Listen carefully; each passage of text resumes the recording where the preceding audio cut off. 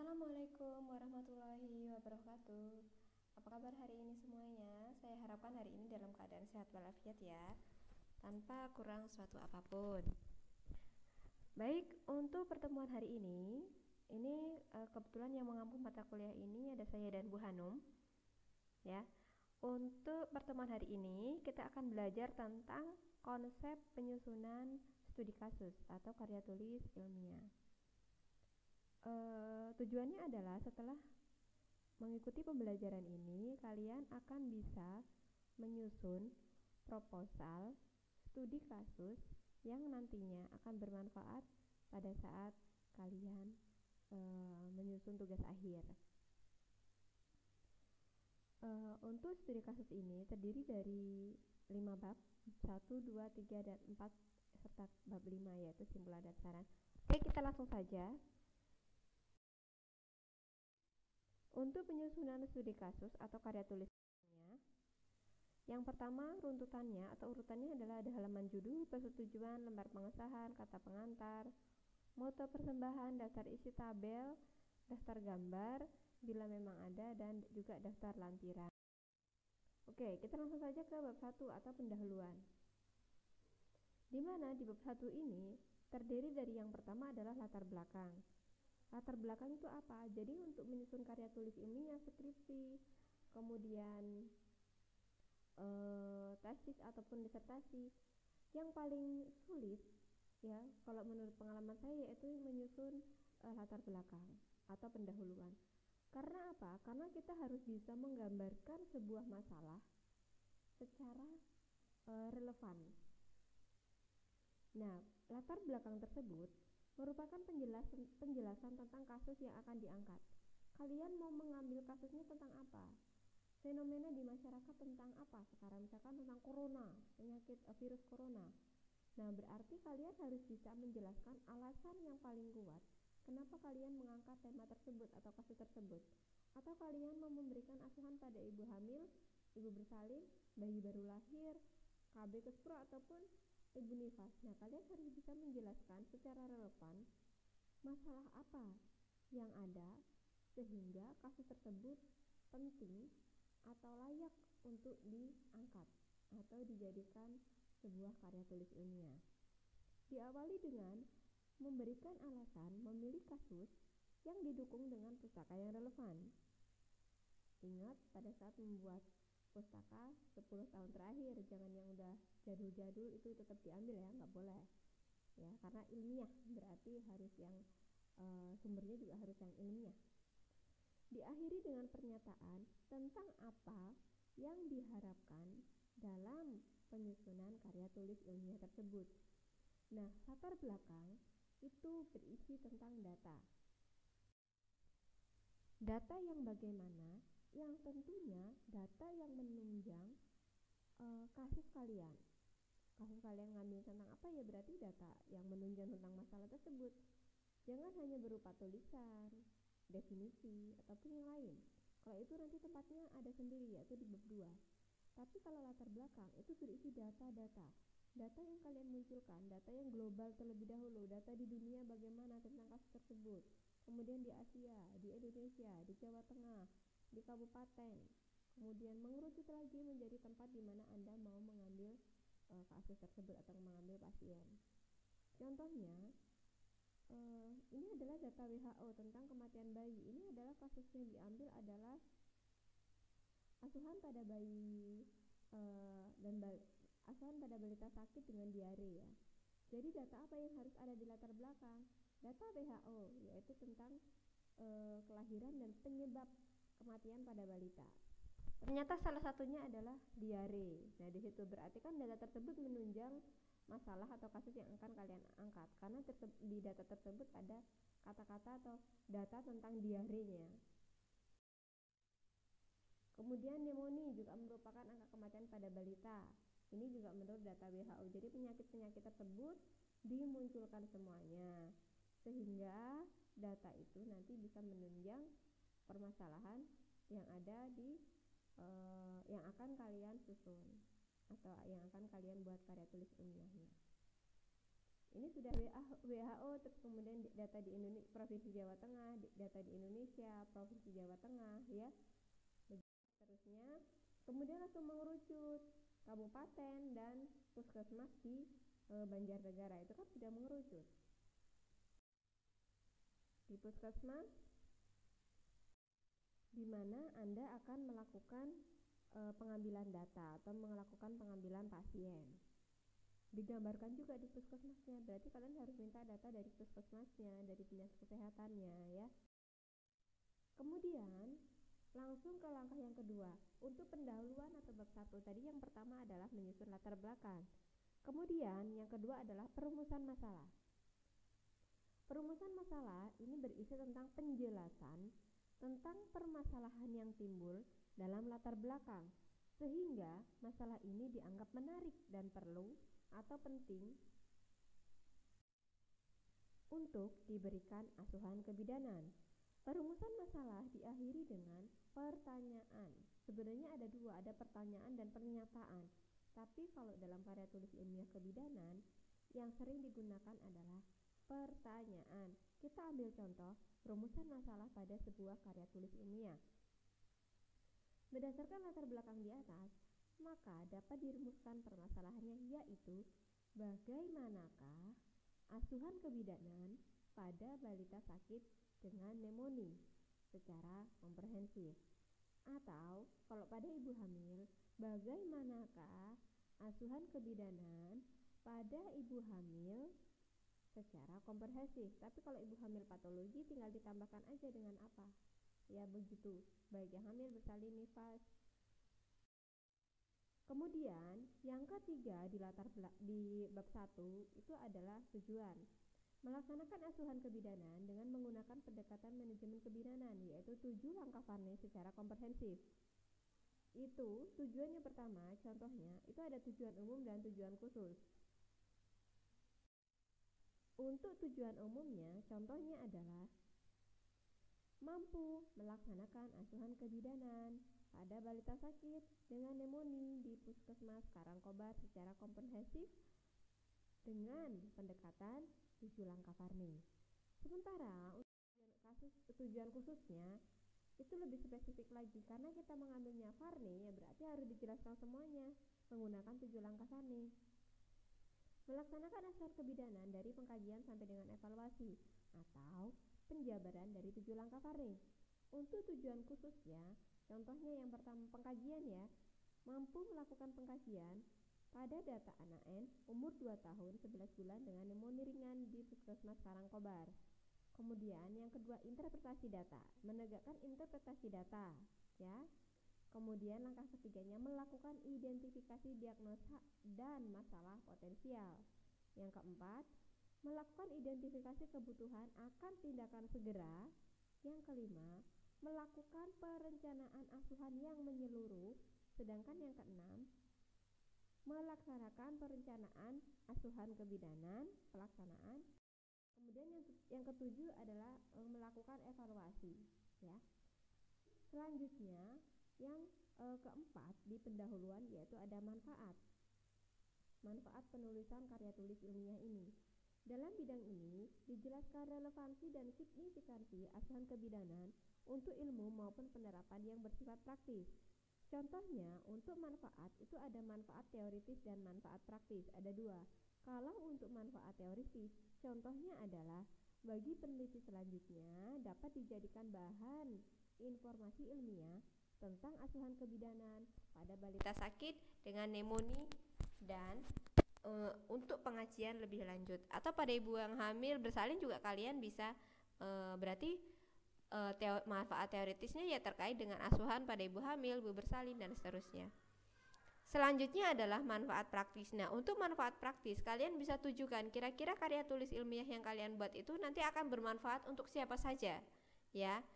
Contohnya yang pertama adalah untuk puskesmas. Penelitian ini bermanfaat sebagai evaluasi keterampilan dalam memberikan asuhan, khususnya pada balita sakit dengan pneumonia.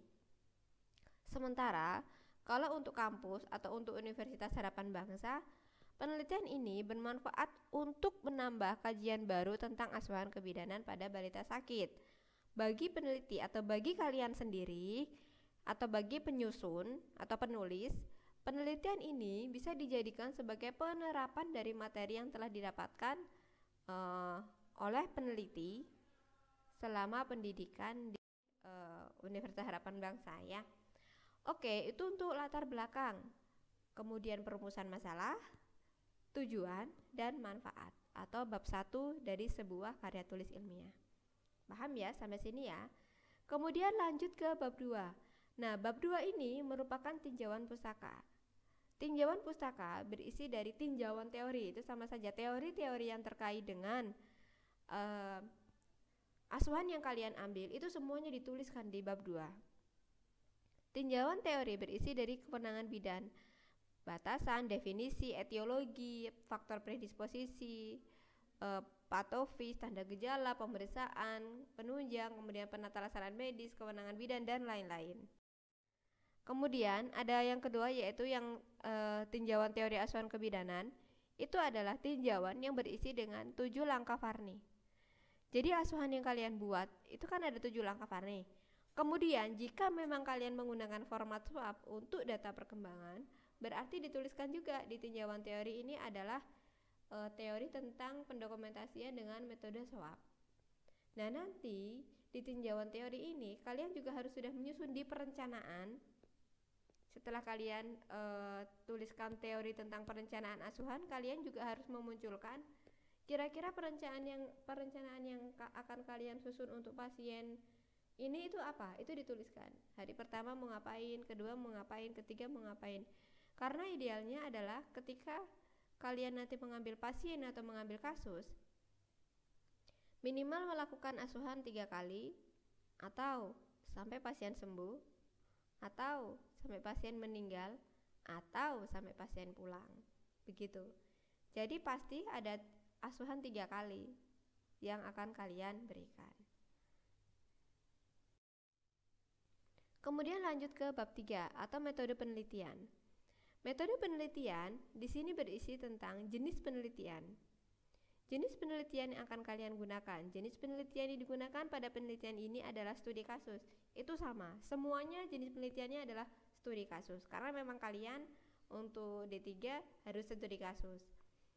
Studi kasus adalah metode penelitian yang dilakukan secara intensif dan mendetail terhadap suatu kasus yang bisa berupa peristiwa, lingkungan, dan situasi tertentu yang memungkinkan untuk mengungkap atau memahami suatu hal. Partisipannya siapa? Memuat sasaran atau subjek yang akan kalian berikan asuhan. Kalian bisa mengkriteriakan partisipan yang bisa menjadi pasien kelolaan kalian itu adalah partisipan yang memiliki ciri-ciri seperti apa. Kalian harus punya gambaran. Oh, saya mau ngambilnya pada bayi atau balita yang mengalami pneumonia. Berarti kalian kan harus sudah punya kriteria. Berarti yang nanti akan saya ambil yang kriterianya seperti ini. Yang tidak saya ambil yang kriterianya seperti itu. Itu sudah harus terfikirkan.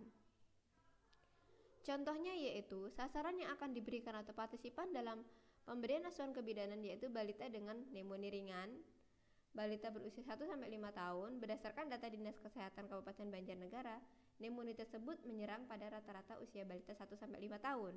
Ya, kemudian orang tua penanggung jawab yang bersedia menjadi responden. Kalau ternyata kalian sudah dapat kriteria pasiennya tapi orang tuanya menolak atau nggak mau, ya jangan. Karena kan ada informed consent, persetujuan yang harus ditandatangani oleh pasien ataupun keluarganya atau walinya. Kalau menolak ya berarti kalian harus cari pasien yang lainnya. Kemudian tempat merupakan lokasi pengambilan kasus. Di mana tempatnya? Misalkan di puskesmas, ya di puskesmas, tapi tempatnya ada nggak ruangannya? Misalkan di ruang TBS. Kalau misalkan di rumah sakit ada ruang bersalin, ruang nifas, ruang peri, ya di mana, atau ruang poli. Nah, kalian bisa ambilnya di mana, gitu terserah. Untuk waktu penyusunan karya tulis ilmiah atau penelitian, memuat waktu penyusunan karya tulis ilmiah dan waktu pengambilan data. Waktu penyusunan karya tulis dimulai dari pembuatan proposal sampai dengan pemberian asuhan kebidanan berakhir. Waktu pengambilan data atau asuhan yang diberikan minimal 3 hari atau hingga pasien sembuh atau meninggal. Ya, itu yang tadi saya sampaikan. Untuk waktu penelitian ini dibagi menjadi 2, yaitu waktu penyusunan karya tulis ilmiah, dan yang kedua adalah waktu pengambilan data.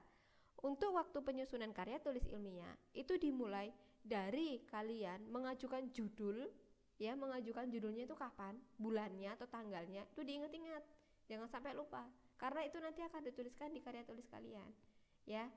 Waktu mengajukan judul atau pertama kali kontak dengan dosen pembimbing untuk konsultasi tema atau judul itu terhitung dari waktu penyusunan karya tulis ilmiah. Sampainya sampai kapan?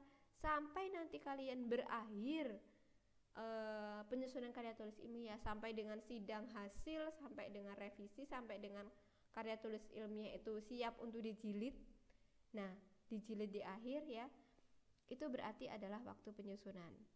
Sedangkan waktu pengambilan data, biasanya waktu pengambilan data itu rata-rata 1 bulan, ya.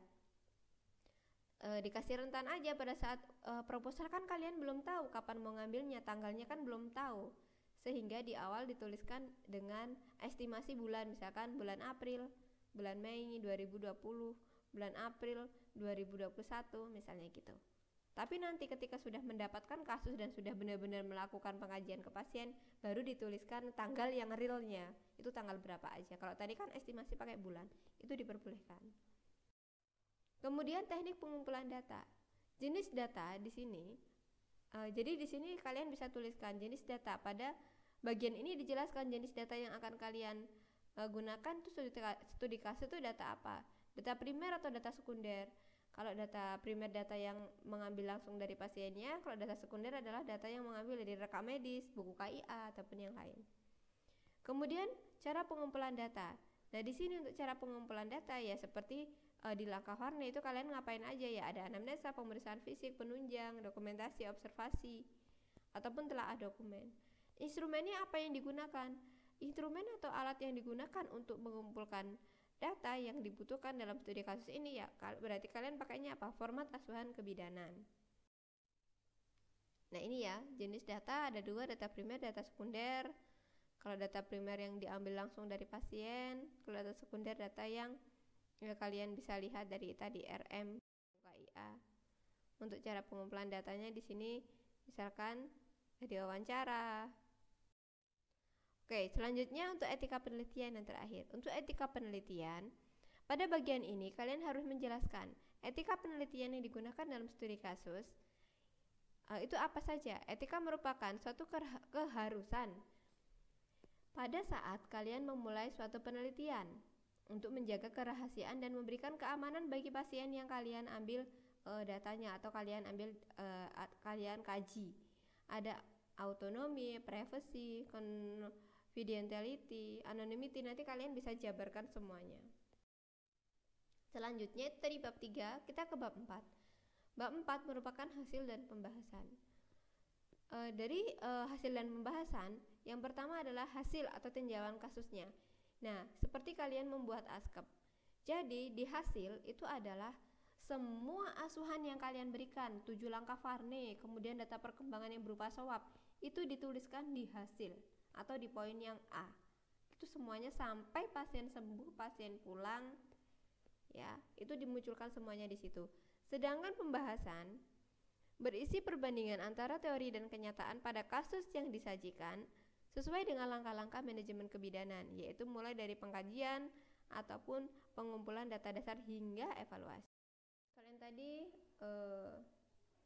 pengkajian, kemudian interpretasi data yang berisi diagnosa kebidanan, masalah kebutuhan, ya ini contohnya di poin C atau kebutuhan. Anak N mendapatkan kebutuhan, yaitu konseling tentang di lahannya, ya, atau di kasusnya kalian atau di ASKEP-nya. Konseling tentang pemberian makan yang bertujuan untuk tetap menjaga asupan nutrisi anak N agar tetap tercukupi. Teorinya, kebutuhan adalah tindakan yang berguna untuk menyelesaikan masalah tersebut. Simpulannya apa? Kebutuhan yang didapatkan pada orang tua anak N sudah sesuai, yang diberikan, maksudnya diberikan oleh orang tuanya N sudah sesuai dengan masalah, dan ketika kunjungan ulang yang pertama, anak N ditimbang berat badannya terdapat kenaikan, seperti itu. Kemudian untuk langkah atau bab 5, yaitu berisi penutup. Di penutup tersebut ada 2 poin, yaitu simpulan dan saran. Simpulan merupakan sintesa dari hasil bahasan yang dapat menjawab permasalahan dan tujuan penyusunan studi kasus. Dirumuskan untuk menjawab tujuan penulisan dan merupakan inti dari pembahasan. Dengan demikian, simpulan yang dirumuskan harus berasal dari bab pembahasan dan tidak boleh tiba-tiba atau ujuk-ujuk itu muncul tanpa adanya pembahasan sebelumnya. Sementara untuk saran ini menanggapi butir-butir simpulan yang merupakan kesenjangan, dan saran ini merupakan alternatif pemecahan masalah yang realistis operasional. Artinya apa? Artinya adalah saran yang dikemukakan ini dapat diterima secara wajar dan dapat dilaksanakan oleh pemberi saran tersebut. Dengan demikian, saran juga tidak dapat terlepas dari simpulan, sehingga tidak ada saran yang secara tiba-tiba muncul tanpa adanya kesenjangan yang dimunculkan di simpulan ataupun pembahasan. Contoh, tadi kan saya menyimpulkan bahwa ada kesenjangan pada balita tersebut yang harusnya diberikan pemeriksaan laboratorium, tapi di puskesmasnya tidak diberikan pemeriksaan laboratorium. Nah, di saran kalian bisa menuliskan bagi puskesmas bla bla bla misalkan. Karena tadi tidak dilakukan pemeriksaan penunjang, berarti kalian bisa memberikan masukan di situ sarannya. Saran untuk puskesmas, hendaknya pada balita yang mengalami pneumonia diharapkan selalu dilakukan pemeriksaan laboratorium. Tujuannya adalah untuk bisa mendeteksi bla bla bla bla gitu. Jadi ketika ada kesenjangan kalian bisa munculkan di saran. Oke, itu saja terkait dengan konsep penyusunan karya tulis ilmiah atau studi kasus. Saya harapkan kalian bisa memahami apa yang saya sampaikan dan kita punya pemahaman yang sama. Jika kalian mengalami kesulitan atau masih bingung, kalian bisa ke perpustakaan untuk melihat, atau kalau kalian bisa searching juga untuk melihat karya tulis kakak kelas kalian yang ada di perpustakaan. Kalian bisa membaca semuanya sehingga kalian bisa mempunyai gambaran lebih real terkait dengan penyusunan studi kasus atau karya tulis ilmiah. Itu saja yang bisa kami sampaikan hari ini. Selamat belajar. Saya akhiri. Wassalamualaikum warahmatullahi wabarakatuh.